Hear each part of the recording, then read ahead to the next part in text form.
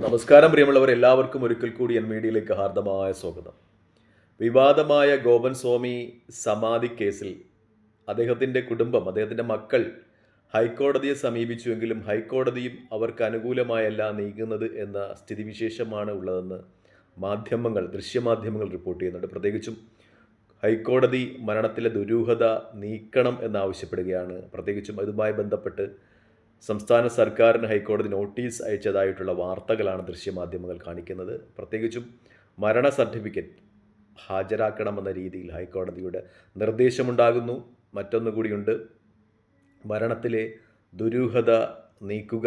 നേരത്തെ ഉണ്ടായിരുന്ന നിർദ്ദേശം, അതായത് സ്മൃതി മണ്ഡപം പൊളിച്ച് പോസ്റ്റ്മോർട്ടം ചെയ്ത് മരണത്തിൻ്റെ വസ്തുത പുറത്തു കൊണ്ടുവരിക എന്ന നിർദ്ദേശം തൽക്കാലം ഹൈക്കോടതി റദ്ദാക്കുന്നില്ല എന്നാണ് ഹൈക്കോടതിയുടെ നടപടികളിൽ നിന്ന് വ്യക്തമാക്കുന്നതായി ദൃശ്യമാധ്യമങ്ങൾ സൂചിപ്പിക്കുന്നത്. മറ്റൊന്നുകൂടിയുണ്ട്,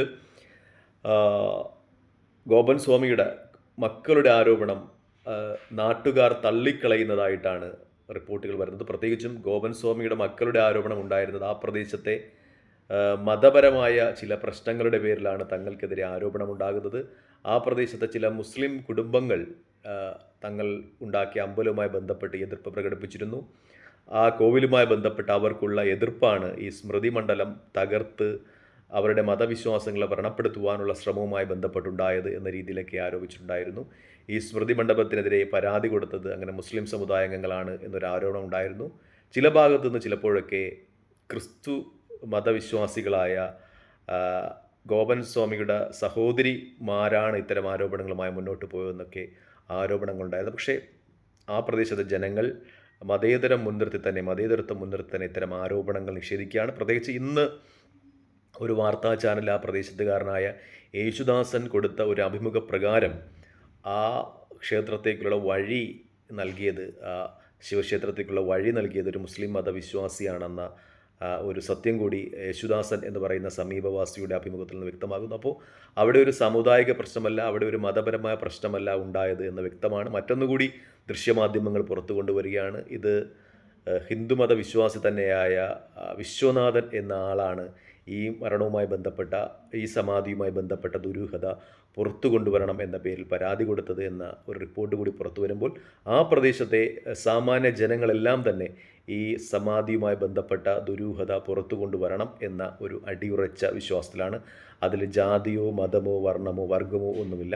പ്രത്യേകിച്ചും ഇങ്ങനെയുള്ള ഒരു സിറ്റുവേഷനിൽ ഗോപൻ സ്വാമിയുടെ കുടുംബം, മക്കൾ ഒരു മതപരമായ ഒരു വേർതിരിവുണ്ടാക്കുവാനോട് ആസൂത്രിതമായി ശ്രമിക്കുകയായിരുന്നു എന്ന രീതിയിൽ തന്നെയാണ് ആ പ്രദേശത്തുള്ള ജനങ്ങളും പ്രതികരിക്കുന്നത് എന്നൊരു യാഥാർത്ഥ്യം കൂടിയുണ്ട്.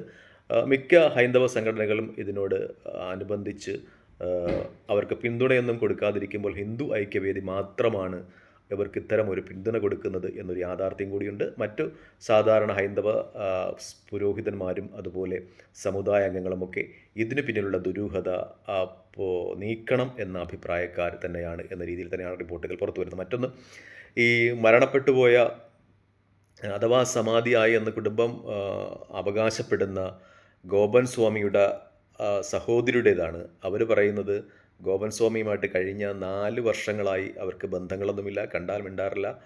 പക്ഷേ ഗോപൻ സ്വാമിയുടെ മക്കൾ ചെയ്തത് അത് യാഥാർത്ഥ്യം തന്നെയാണ്. അവരുടെ അച്ഛൻ്റെ ആവശ്യപ്രകാരമാണ് ചെയ്തത് എന്നാണ് പറയുന്നത്.